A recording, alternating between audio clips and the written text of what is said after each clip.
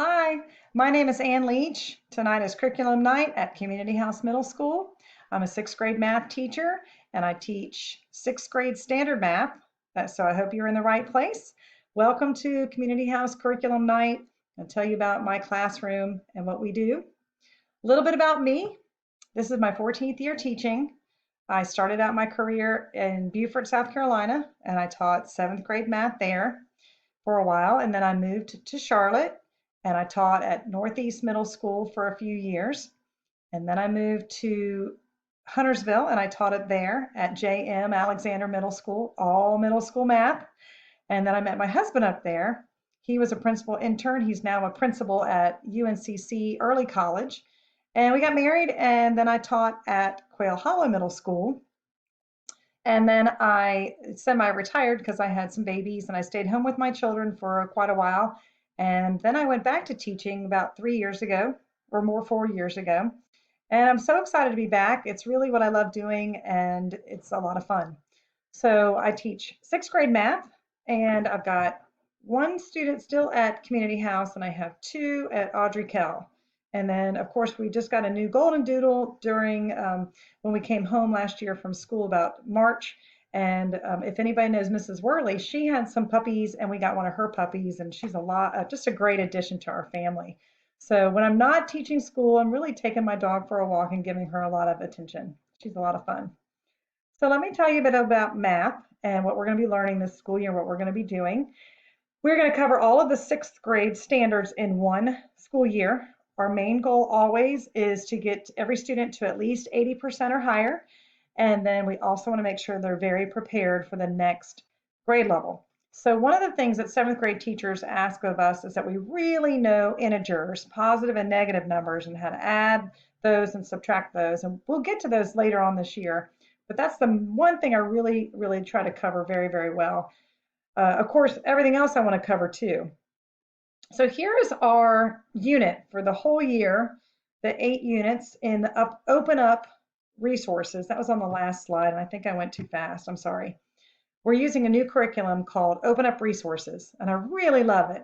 It's very good because it's thought-provoking. Students have to make decisions about 2 different things. They get to explore and discover, and it really brings a lot of math alive, and I'm so glad we're using it this year. So here are the 8 units that we're going to cover. Right now we're still in Unit 1. We covered area, and we're jumping into surface area this week, so we're excited about that. And then we keep moving through to ratios where we compare 2 different things, and then unit ratios when you compare to just one thing, like miles per gallon or price per item, things like that, percentages, and like tax and tip. We also do dividing fractions, arithmetic, and base 10. If you're wondering what that is, that's a lot of working with decimals, adding, subtracting, multiplying, and dividing decimals. Expressions and equations, that's when we get into using variables and finding the unknown, which is pretty exciting. And then rational numbers, that's integers, adding and subtracting positive and negative numbers. And then we also get into data sets and distributions, and that's just a lot of fun too. So that's going to be a great school year, and I'm really looking forward to teaching this to your student. Here are the math supplies that your student's going to need. Right now, that seems like a big, long list, but if you're at home and you have these things, just gather them together. The main thing we want students to use are pencils, and we have a composition book, a composition notebook, and it's important that the composition notebook is one for every quarter. We always like to start fresh at the next quarter so that we don't have things pile up and tape and things just falling apart. So we like to just move things aside and start fresh again for the next school year. Not the next school year, for the next semester, or the next 9 weeks, I should say. So each 9 weeks we have a new book. And then some other things we're going to be using: ruler, glue and tape, scissors. Those things we'll be using sporadically. Here's the calculator you're going to need. If you can see, I've got one right here to show you. Notice it comes in different colors. It is the TI-30X2S, and S stands for solar. I like the solar, so you don't have to worry about batteries. This calculator you can buy online. You can get it at Walmart or Target, and it will last you all the way through 8th grade. It's a great calculator because it has fraction capabilities. It has decimal capabilities, and you'll be using it constantly through the next 3 years of your middle school career. And notice that it comes in several different colors. This one's green, but I've seen a lot of pink and navy blue and black, royal blue, just white, every color that you can imagine, so you can get it personalized too. And when we go back to school, make sure your student puts their name in Sharpie on this calculator so that we know it's theirs and they are able to claim it if it's left behind somewhere. Another thing about school is attendance. Students are counted as present when they attend at least 2 classes for the school day. And if they are absent, they are to at least make sure that the teacher knows and to check any websites for any missing work that they need to turn in. There is a little spot on the front page of the Community House website. It's a little spot on the right-hand side that says absences. If you click in that, you can put in your absence and it will go directly to the people that need to do the attendance for the day. So click on the absence page, absence part of the Community House website. All right, so as a remote typical class, we have 2 different times. We have asynchronous time and synchronous time. Synchronous is when we're working together. And during that time, I'm doing a lot of teaching, a lot of new vocabulary, a lot of showing students how to do the math, why it's important to do the math, learning new vocabulary, practicing together, and really helping during that time. During the asynchronous time, it's usually more practice, and a lot of time it is self-checking so that students know they're getting things right, and then ending class with a cool down or an exit ticket.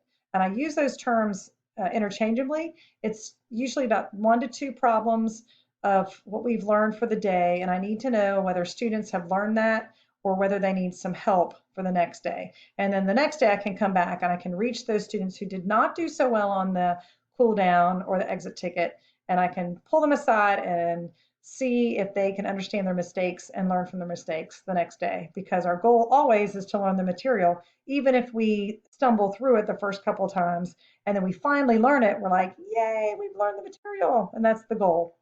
So those are the 2 times that we are doing during the remote learning.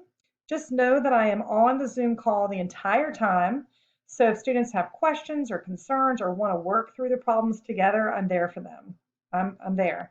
A lot of students do like to hop on, but I am finding that the ones that stay with me and ask questions as they go are the ones that are typically doing a little bit better than those that hop off. So keep that in mind. If we do go back to in-person typical class, and we are in the classroom, this is just a little bit different. We do a warm-up. Right now I don't have time for a warm-up as I have material that I need to teach. Then we get into learning new material, again, taking notes, learning new vocabulary, doing example practice problems, and any kind of work that we need to do together. A lot of times I will give students practice problems to do as a group, so they're all working together and using their brains together. And then we go to some individual work that's usually self-checking, whether it's getting up from your seat and walking around the room to do different problems and finding the answer on the next problem, or whether they just go and self-check when they're finished doing some practice problems, because there's nothing worse than doing a bunch of math and then not getting them any right. So I always like to do some self-checking so students know they're getting them correct.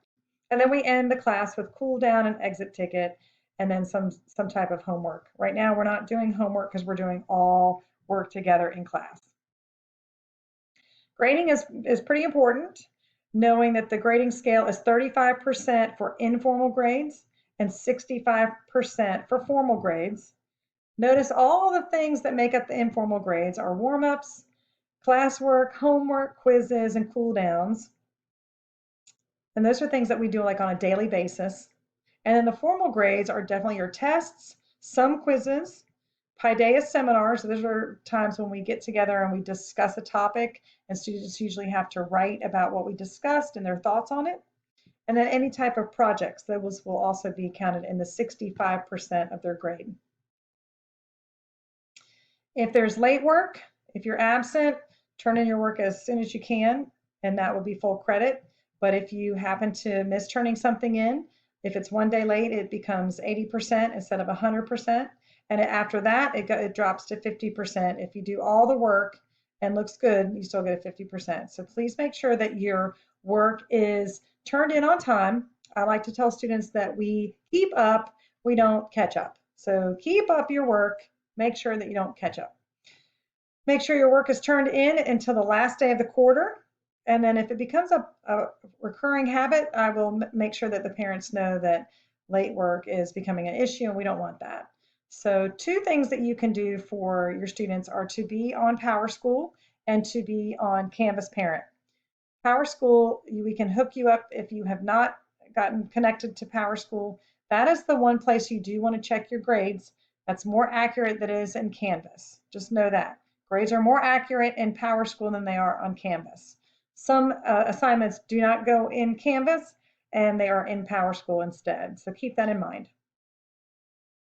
All right, I also offer tutoring and flex time 2 days a week from 3:45 to 4:15 on Tuesdays and Thursdays. Just know that there is no plan for that. I just show up and I answer any questions that students might have. I do have students sometimes come and they just want some help, but they don't know where to start. So during that time, I just pull random problems that we've done during the week. But normally I have nothing prepared. And students, if they come with questions, it really helps me out so much if they come with whatever they need help with and I can help them. If you need the Zoom links, they're on our Canvas homepage under live sessions where it says flex time. And then just some extra things to think about during remote learning. Students need to ask questions. Some students will try to ask me questions in the chat box, and that's great, but a lot of times I can't get to every single student.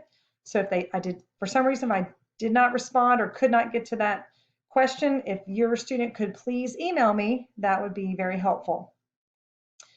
Do know that it's super important to do all the graded work.